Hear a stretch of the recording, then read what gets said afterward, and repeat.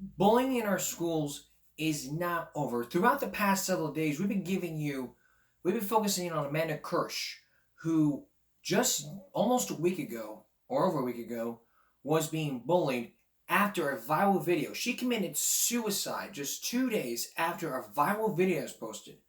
We'll give you the very latest in just a little bit. But there is now more bullying going on, more bullying going on on the school bus. Can you ever imagine sitting in front of sitting on the school bus, and then all of a sudden you see someone choking or messing with a little kid? That's what happened today. That's what happened today. Tonight you're gonna see that very shocking video, and you're gonna hear the mother tell her side of the story about what happened. You also hear the side of the story from the school district. And for the first time ever, this mother tells her side of the story about a very shocking video. Here's Les Trent. It's shocking video taken on a school bus.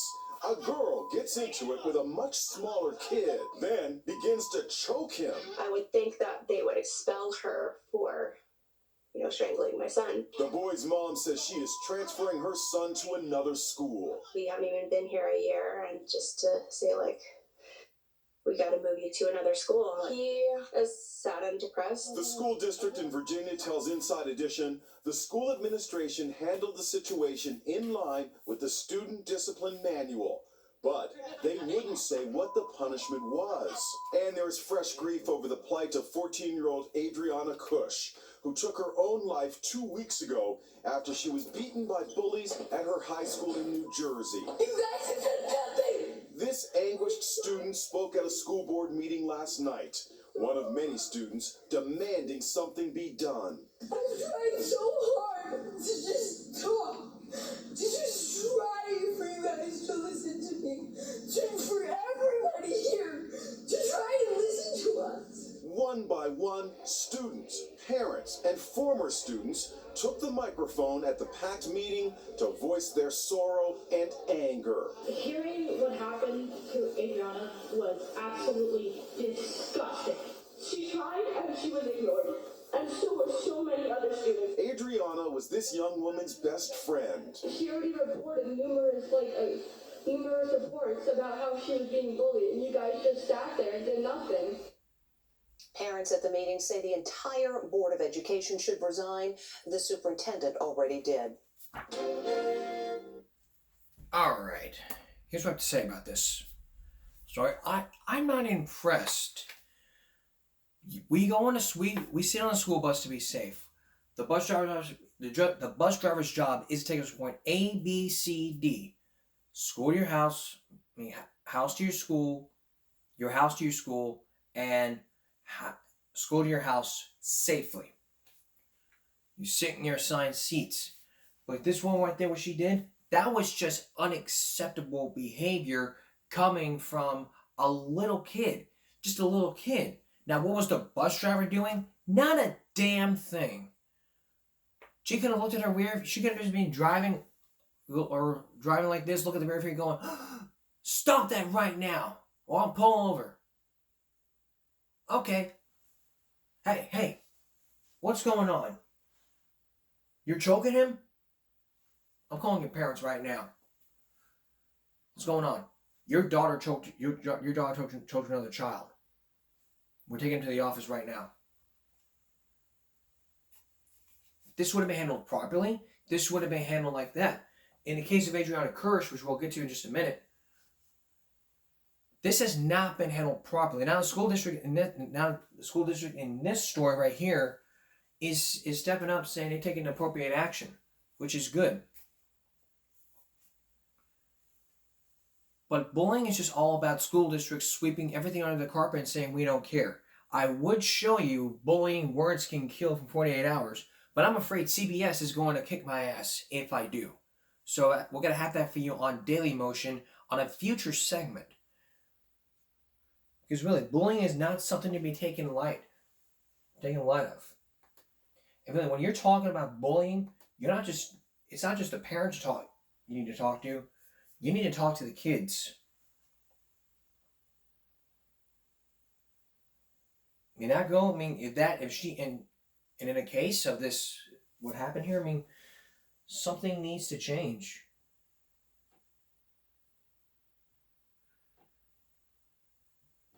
There are things that you need to talk to your parents out there. There are things you need to talk to your kids about. And if you talk to your kids, maybe they don't get the message saying, hey, bullying is bad. I better not be picking on people. One of my main goals throughout the show is to stop bullying, speak up, which is why I created the Facebook group dedicated to stuff like this. That's why we provide news stories, why I provide episodes like this to really help you, to help educate the parents and the kids. That way you guys can talk and make sure that this doesn't happen again.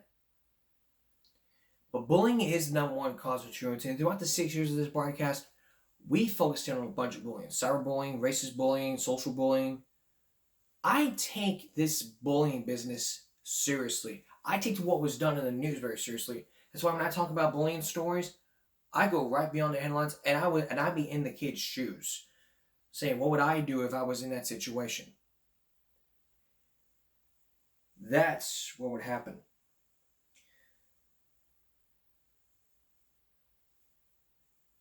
Still ahead, a family calls for an investigation after a hoax claiming a young boy was dead.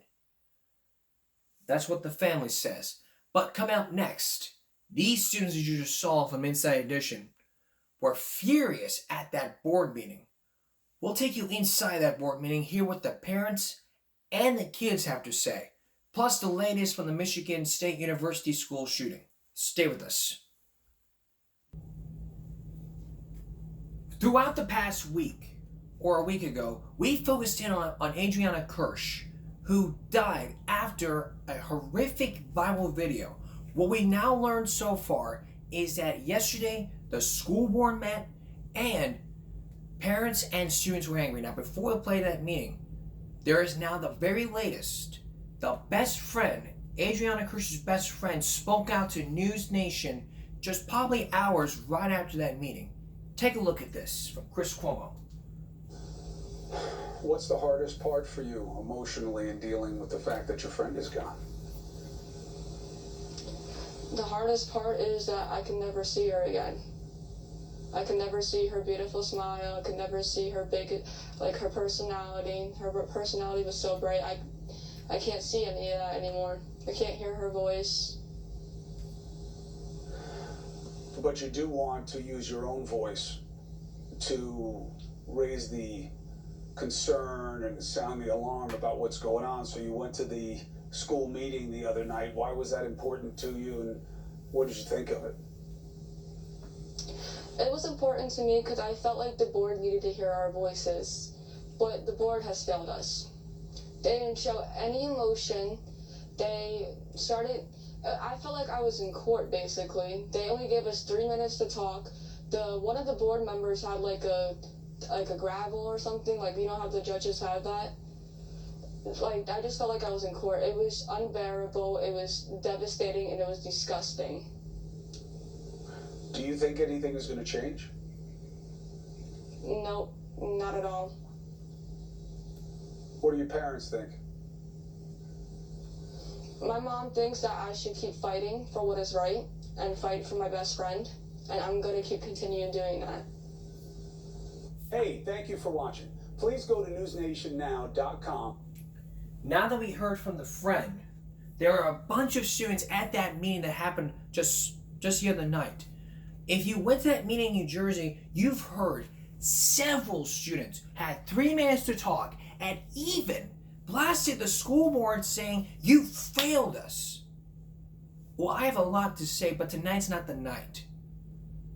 Because damn well I'm angry. When I first heard the story, I was damn well angry. If I had more hair out of my head, I'd be ripping it apart.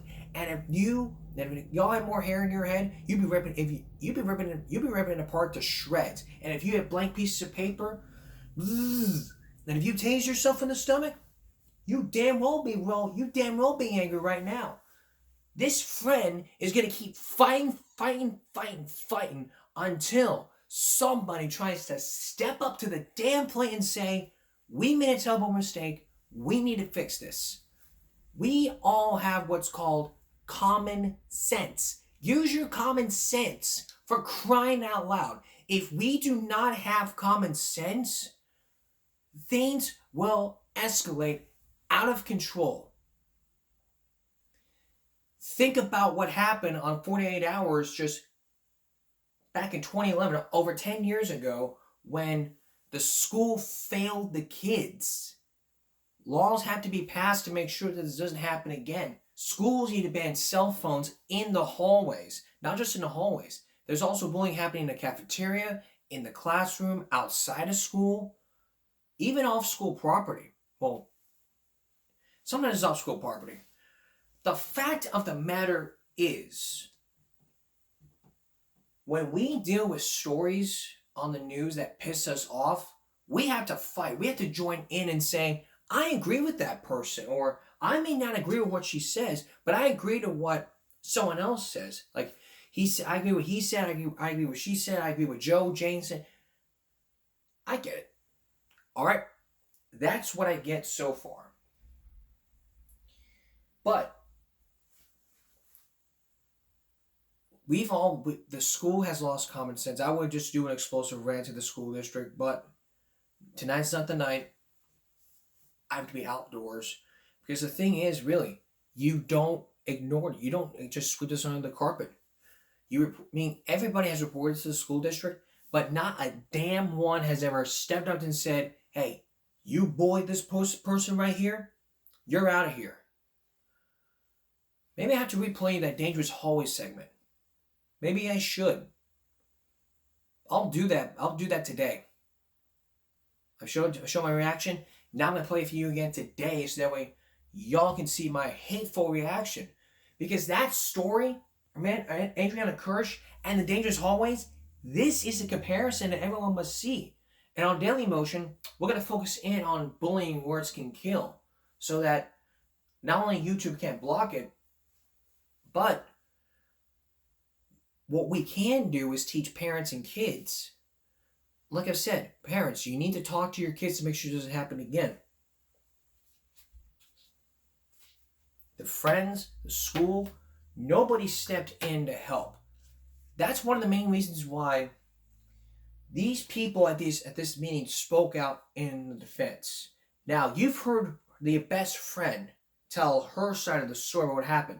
Up next, we're going to take you to that board meeting that happened where every parent steps in and says there needs to be change, and they're angry right at the board for not stepping up to the plate and doing a damn thing. Please stay with us. If you just joined us, this is just an outrageous show. We're probably not one of the first shows ever to discuss the issue of bullying. What made this issue really, really amazing is that, sorry, that never happened before, but what made this show very interesting is that we're dealing with the latest case that's happened ever since that Dangerous Hallway segment, which we'll play in a minute. We're focusing on Adriana Kirsch, who almost a week ago committed suicide after a viral video that made her cause a suicide. Since then, the school district, the father has hired an attorney, the best friend spoke out on News Nation to Chris Cuomo telling her side of the story, and now just the other day, parents were at the board meeting telling their sides of the story. Now, before we play this, again, like I said, I had planned to give you the explosive message to this New Jersey school district for not doing a damn thing, step up to the plate. But tonight's not the night. I gotta be doing an outdoor show, which I will promise you. I'm really bottled up with emotion. Like I said, if I had hair right now, I'd be ripping out on my head because stories like this make me sick. Like I said, we've all lost common sense. Common sense seems to me this wouldn't be handled properly. The girls would have been suspended. Well, the girls were arrested. Yes. But hadn't they told them to take down that viral video, she might damn well still be alive, and this wouldn't have been out of the public. We're bouncing off the wall too much. I've never seen so much anger. I'm looking at every single parent I'm looking at every parent out there who takes their kids to school scared or sometimes happy, and Sometimes when people are scared of going to school and people are being bullied, no one's doing a damn well thing, they want to rip your freaking arms off. And it's just an abomination. So, every school district in America, you need to really get it together. They want the whole board gone. One person has resigned. I hope another person damn well resigns saying, oh, well, I'm going to join him. Damn right you better be damn right you better join him. One of you members out there. We've all lost common sense. That's just what it is. Let's take a look at the reaction from Fox News. I have a son who came into this district happy, healthy, okay? He was not on medication. He did not require doctors or psychiatric help. Who now is medicated. I used to drop my daughter off every single day and say, elbow down, elbow down. And you guys are hurting. They're hurting. I have to come, my daughter comes home and she's all scared and she don't want to go to school. It should not have to come to that point. Those were concerned parents from Central Regional School District in New Jersey. They are outraged because their children are going to school surrounded by bullies, and the school district is doing nothing about it. The outcry stems from the tragic death you might have heard about. 14-year-old Adriana Kush. She was tormented so viciously and relentlessly by classmates, she chose to end her own life earlier this month. And now fellow students are begging for action to finally be taken to stop the bullying and put an end to the dangerous environment in and out of the classroom. Watch. My name is Danielle. I am also Tommy Ward. I am also so many other names that people have called me over the years. And you guys have done nothing. I am sorry for screaming and yelling at you. However, I am trying so hard. I'm trying so hard to just talk, to just try for you guys to listen to me. I am going home scared, and I'm going home feeling threatened by so many people here. There are some people here who do not belong here. I've been bullied every single day since I've been at this school, since the 7th grade. People in this room are using make fun of me, and I don't even know why you're here. I've been called slurs, had stuff thrown at me. I've not been able to sit next to people on the bus because I smelled apparently so bad. Okay. You know how I feel. I'm not gonna,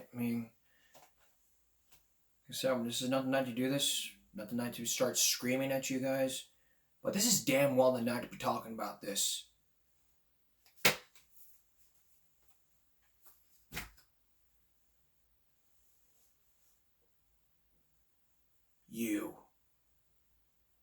You failed those kids. You failed them. You didn't do a damn thing. You laughed your ass off. You did not show any damn emotion at that board meeting. You board members out there did not show any damn emotion at that meeting. And what if you shed a tear out there? It was for those kids. I'm standing by the side of this kid right here and this kid right here. Look at me. I was bullied in school. And whether they did a damn thing or not, it was at a different school. I'm not going to name names or I'm not going to name this and this. But you know damn well, I've been bullied as a star. I've been bullied everywhere. I've learned to just let it go. And if I got to get that fucking taser out and start freaking zzz, you damn well know what's going to happen. But you failed them. You've got to step up and say, we made a terrible mistake. We need to make some changes this year. Not next year, this year. Because what's going to happen is you're going to lose a lot of kids and a lot of money. That's how it is. If you have people that say, oh, I'm leaving. If you have kids who say, I'm leaving, I'm not coming to school anymore, you're going to lose a lot of money. And the State Department of Education could look at your ass and say, oh, you're not dealing with this? Well, we might as well just shut you down. We need to make sure that this does not happen again.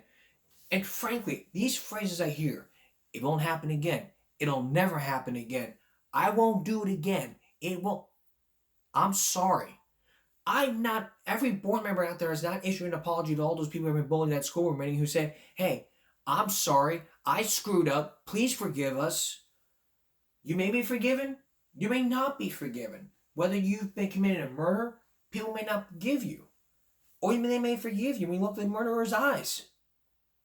Well, damn well look through my eyes as the person who has been bullied almost 4 weeks ago when some idiot punched me in the damn face. Look me in the eyes. Just look at me in the eyes and you can tell me that I've not been bullied. Look at my face. Damn well look at my face. Because let me tell you this right now. If it was me at that board meeting, I damn well would have had an episode of the show right there inside that board meeting, and you would have looked at this and go, this guy damn well knows what he's talking about. You damn well know what I'm talking about. For 20 years, this is the whole reason I love doing this show. So I can just expose the living crap out of districts who don't give a flying rat's ass about what goes on. Because all they care about is money, money, money, money, money, money, money, money, money. Spend the living hell out of money. Spend the living daylights out of money. Nobody gives two flying elephants about what goes on. I'd rather grill peaches. I'd rather be selling grilled peaches out in the yard. I'd rather be selling hot chocolate with those grilled peaches. I'd rather walk half of more Laguna Shores. I'd rather walk 6 hours downtown to hear about this story. I'd rather drink a suicide while drinking a Bud Light.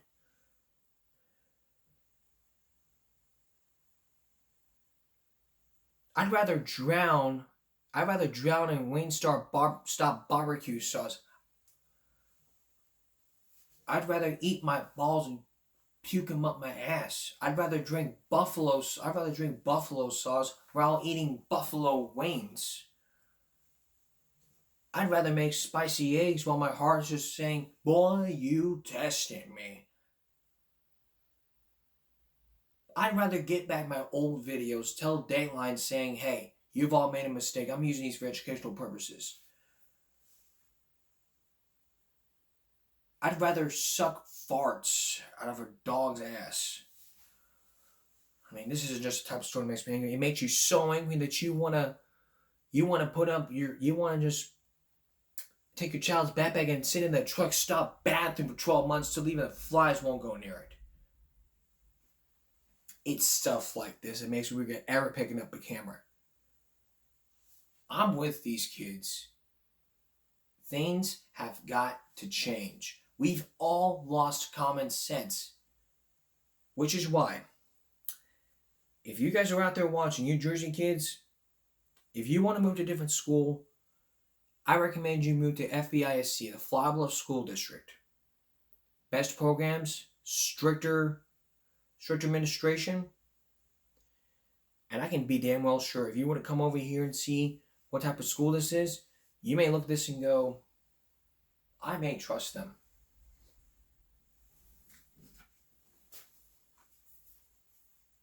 And that trust has got to be earned. I don't want to put you in CCISD because they probably don't give two rats asses about it. I mean, I was in CCISD, and I moved to the Bluff because of what happened.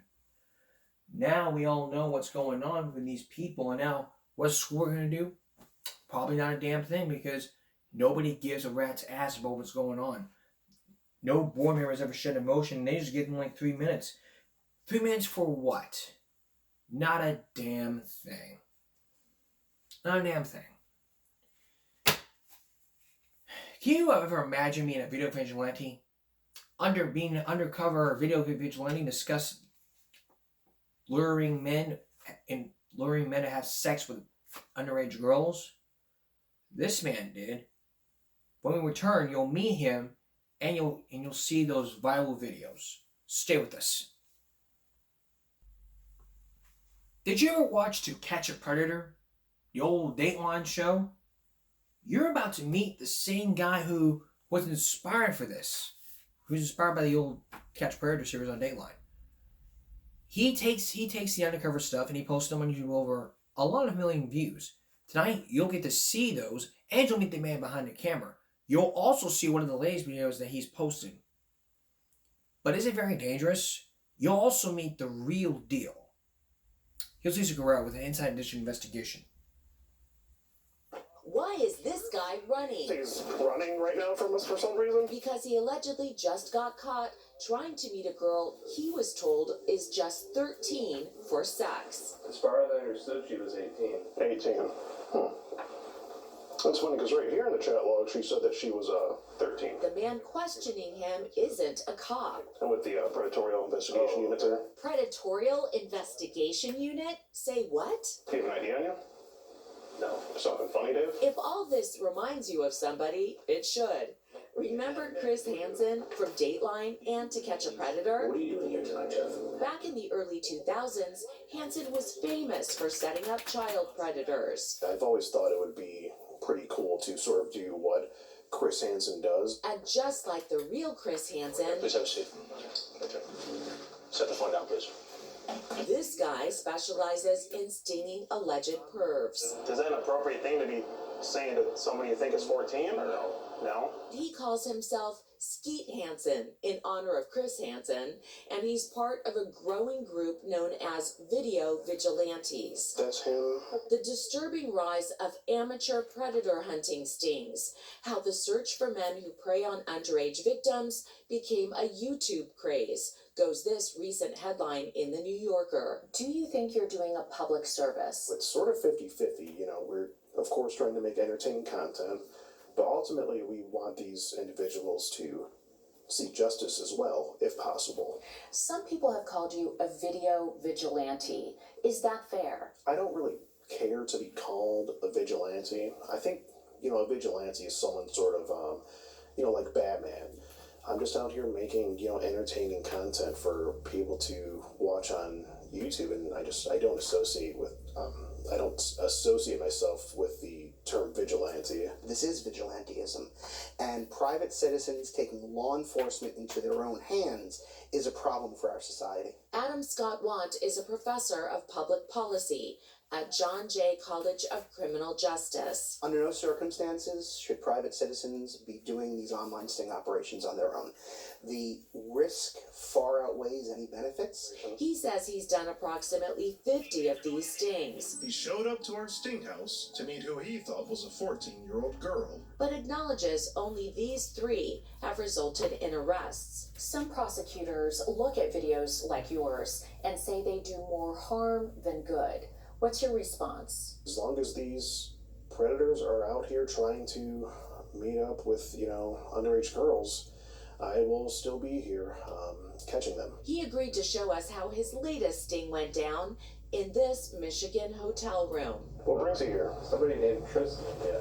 Apparently unsure if he's in trouble or not, the target of the sting repeatedly asks if he's free to leave. Am I free to go, though? I just want to ask you a few questions, Dave. We do have the police on standby, by the way. Before he gets up to go, his security calls 911. I have here a man who is here to have sex with a 13-year-old girl caught in a sting operation. You have the police on standby, you said. Yeah, and that basically just means that we have, you know, 911 on standby. It's just another way. You don't have the police on standby. Essentially, no. So you lied to him. Pretty much. So what does the real Chris Hansen think of all of this? It's amateurish at best, and in the worst case scenario, it's very dangerous what he's doing here. He's pretending to be law enforcement, calling himself the Predatory Investigative Unit. That's clearly an inference or an attempt to make the target believe he's got some authority, which he doesn't have. Hansen now hosts True Blue Nation on the True Blue streaming network, where he says he embeds with law enforcement before taking down alleged child predators. I think the vast majority of the vigilante predator catchers out there are doing it for clicks and profit.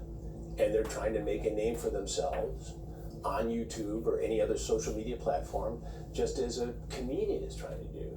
But in this case, you're inducing somebody to break the law with no protections. He says his videos have more than 30 million views enough, he claims, to make him a six-figure salary. Is it worth putting people at risk for you to do this on YouTube? Even if the police end up not being able to do anything, we just hope that these individuals will think twice before pursuing any sort of underage person. I don't think Dave's going to be out there doing this for the near future. I think it's safe to say we scared the living crap out of Dave. I don't think I don't expect to see him on those apps anymore. The man who was caught up in that sting did not return our phone calls. He has not been charged with a crime. Not been charged with a crime. Don't think about doing these. Very dangerous. Listen to the real Chris Hansen. We've heard from the students at the board meeting. We talked about Amanda Kirsch.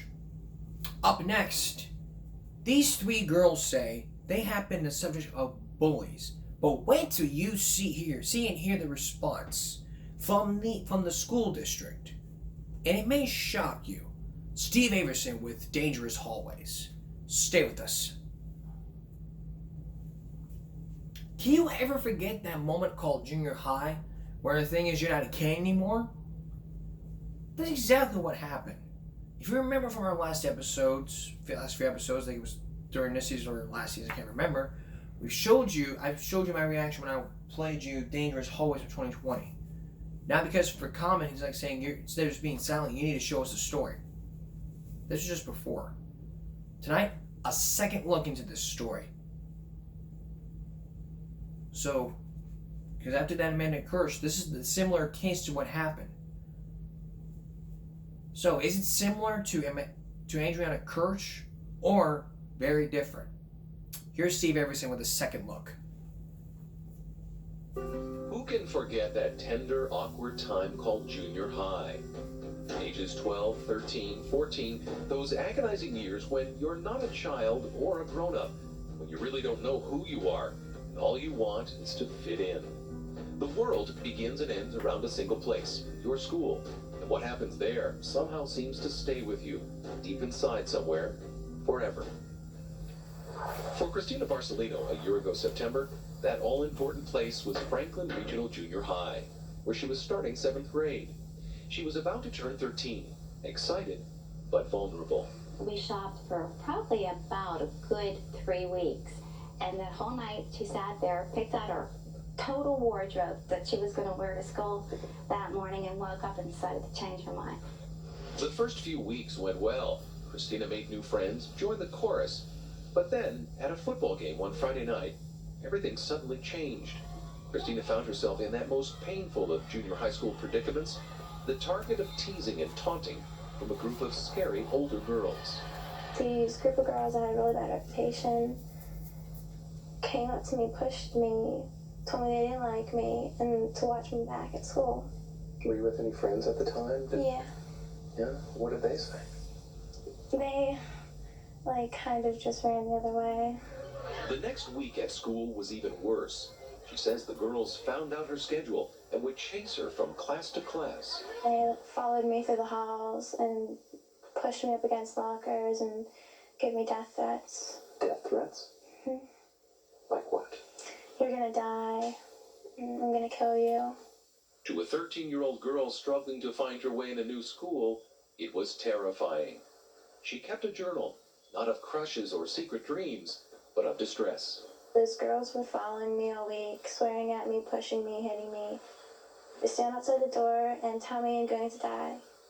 It's been 2 more weeks, and they keep on doing this to me. It's ruining my life and my grades.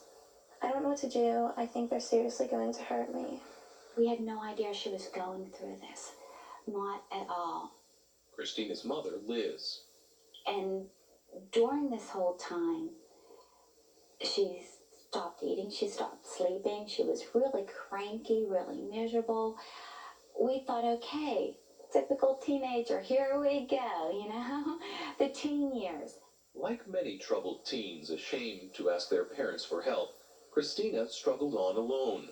Day after day, for months, she mapped out strategies to make it through the school day. My dad would drop me off in the morning, and I'd wait in the car for a couple minutes before the late bell rang, and then I'd hurry up and rush into class. At lunch, she'd hide in the girls' bathroom, and between classes, I'd take different hallways like that I knew they weren't going to be in. She had like her whole day mapped out around where these girls were going to be.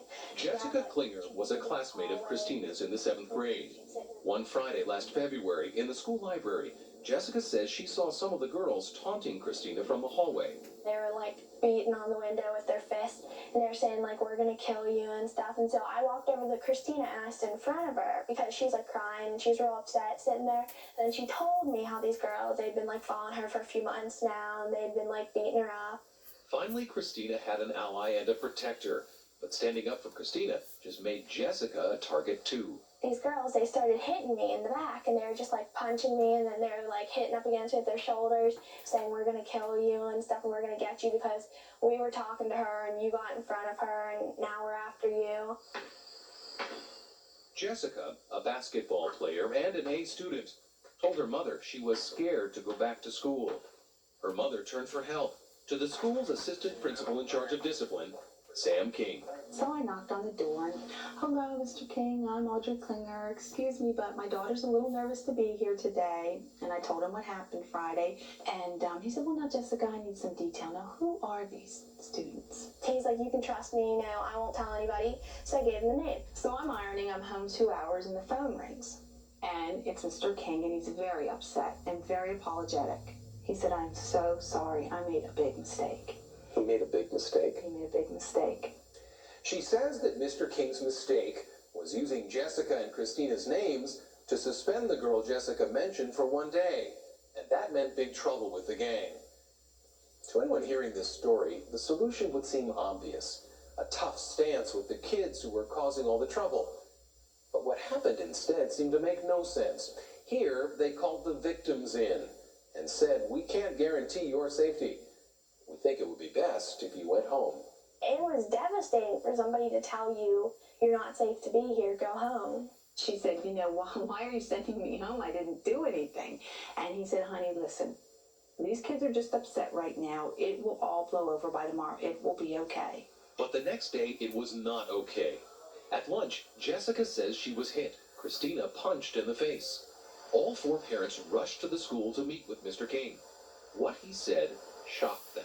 We cannot keep your daughter safe. We will provide you homebound school if you so desire. And I said, can you repeat that? Am I hearing this right? Homeschooling for my daughter? I mean, she's done nothing wrong. I said, so Mr. King, before we leave, you're telling me that the girls that just hit, verbally abused and threatened my daughter are in class, and I'm taking home my daughter who did nothing. Is that correct? And he said, I don't know what else to do. The families felt they had landed in a world turned upside down. They were confused and angry. What they didn't know was that the school had been through this before with a different group of girls 4 years earlier. Jessica Krakar was the target then. Jessica started in 8th grade. There was a group of girls who were threatening her, harassing her. She was really scared of them. I mean, Jessica's mother, Camilla, says she called Joe Leftwich, then the school's assistant principal for discipline. some of it called him 4 and 5 and 6 times a week. And he would always tell me that Jessica had she was imagining it, she was over-dramatizing it, that nothing would happen, these girls were fine. But then one morning in April, outside the school library, Jessica was attacked. I felt people pulling my neck, pulling my hair. I got punched in the face. I felt people's hands just all over me. Camilla was shocked to find her daughter bruised and bleeding, but even more surprised to hear Joe Leftwich say the words that would become so familiar to Christina and Jessica's parents 4 years later. He said, why don't you keep her home for like a week till this all blows over? The Krakars went to the police, who they say did what the school should have. Called the girls and parents in, issued a stern warning, and solved the problem. We wanted to ask Joe Leftwich, now the principal at Franklin, and Sam King, his assistant, why the school would send innocent children home. We were referred to the superintendent of schools, Dr. Lee Rick. We've been told by several parents that they have been forced to leave the junior high school because their daughters were the subjects of harassment, and that the administration said we can't protect their safety. I think that's an inaccurate statement. First of all, to say that any student has been forced to leave the junior high school. If they chose to leave, it was their or their parents' own volition that made that choice. Your turn, Chrissy. But Christina's parents say they tried everything they could to keep her in the school. They even went and met with Superintendent Rick. He said, I'll work something out, and I'll give you a call. Well, he didn't call. A few days later, not knowing what else to do, the two girls went back to school, only to face the taunting and the threats all over again. Kids would come up to me I didn't even know, saying so-and-so wants to kill you because they're in the gang's after you. And that's very intimidating for a kid to be getting, like, I'd say about, 5 death threats a day. And I'd think, why are they after? I didn't do anything to them. Mrs. Mosso, would you please call the roll? Jessica and Christina's parents went all the way to the school board, begging them to find a way to keep their daughter safe. But the plan the board came up with again seemed to turn logic on its head. No punishment for the gang, and the spotlight right back on the victims. Christina and Jessica would be followed through the halls at school by aides with walkie-talkies. If the strategy was meant to help, it failed. The girls felt humiliated. I shouldn't be walking around with a security guard when I wasn't doing anything, and the girls that were doing all this were just roaming around free. Felt like me going to jail, not school. The families had had enough. For the rest of the year, Christina and Jessica were homeschooled in Jessica's basement, cut off not only from the classroom, but also from school dances, ball games, friends, the fabric of a 13-year-old's life. Their parents have now filed a lawsuit, charging the school district with negligence and violating their daughter's civil rights. The school has denied the charges and, citing the lawsuit, would not allow the principals or anyone else to discuss them with 2020. The suit refers to the harassers as students A, B, C, and D. Christina and Jessica are still afraid to mention them by name. We found some of the girls, who many students told us have continued to threaten and harass other kids at school. With us, they were defiant, elusive, and eager to blame the victims. Them girls that we harassed, they instigated it. They either said, we'll kick your butt, or they'll whip us the finger just to get us mad to see what we're doing. I only knew one of the girls, so I don't know how I came up as harassing both of them. Why do you think those girls did leave school? So that the school looks bad. It makes us look like we really did do something, but we didn't. Today, a new school year is well underway at Franklin Junior High. Classes are in full swing. It's homecoming season. But Jessica and Christina are not a part of all that. They're spending 8th grade at home. They don't sleep well at night, and psychologists have told their parents they're too traumatized right now to be in any school. I went to work this morning, I see all the kids down at the bus stop. I'm thinking, what a thing she's missing on. All the kids are down there talking. There's my daughter sitting back up at home. I want to go to school and be with my friends, but I just don't know if I'm ready to get back to school. I'm kind of afraid that this is going to happen again. And the way I feel now is I don't ever want to go back to school. I'm content just to sit at home for the rest of my school days. It's not a good thing to say, but I'm not safe to go to school. Now, after that story aired, Jessica had a change of heart. They're now in school, a private school. They got to pay for it per year or per month, depending on how you look at it. Now that we looked at a second look, let's compare and contrast those two. Okay, the lawsuit. Let's compare and contrast. This bullying, that's both sides. To compare this story to Adriana Kirsch, one committed suicide, 2 others dropped out. That's going on the compare side. The contrast would be on this side. So we compare Dangerous Hallways to this. One side for this story, for the Adriana Kirsch story, she committed suicide, and that goes on this side. The contrast of this side would be the 2 did not commit suicide, dropped out, school board did nothing. That would go in the middle. Now, as for the bullies, the girls that bullied Adriana Kirsch were in jail. The 3 that bullied Jessica and the other girl did not go to jail, was not suspended. Franklin Junior High there said they can't guarantee their safety, while New Jersey schools said they didn't do a damn thing. Frustrated parents would go in the middle. That's a second look.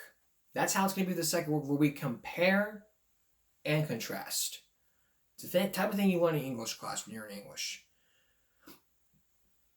Now, we may do this again in the near future.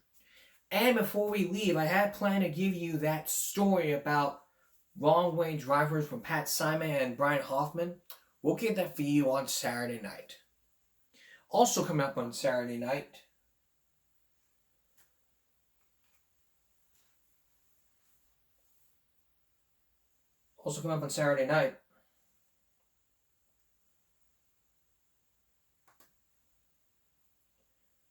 a story about shrinkflation. What is it? We'll tell you. Plus, a woman calls her Carvana experience a nightmare. What does Carvana have to say? We'll tell you. If there's any more developments into that New Jersey case of Adriana Kirsch, we'll let you know. But before we leave, let's get you up to speed here on Ethan Crumbley before we wrap up.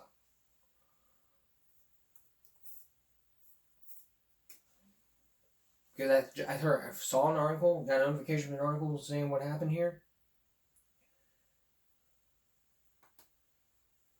And just 3 hours ago, actually it's not just a subscription,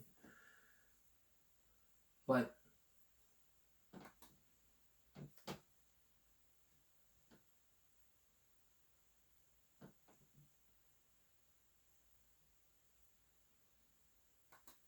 how could this happen again? From WXYX, I got this article 6 hours ago. How could this happen again? Parent of Oxford grad now at MSU reacts to the second school shooting. There's 2 school shootings in Michigan, and according to her, it's deja vu all over again. Now, Ethan's still in jail, the parent's still in jail, bond, and Ethan's, we'll figure out what happens. If there's any more developments, we'll let you know. And also coming up on Saturday, we'll hear from the victims of that shooting. So in the meantime, that's Give Me a Break for this Friday going to Saturday. We'll see you again if you give me a break Saturday night. Good night, everyone.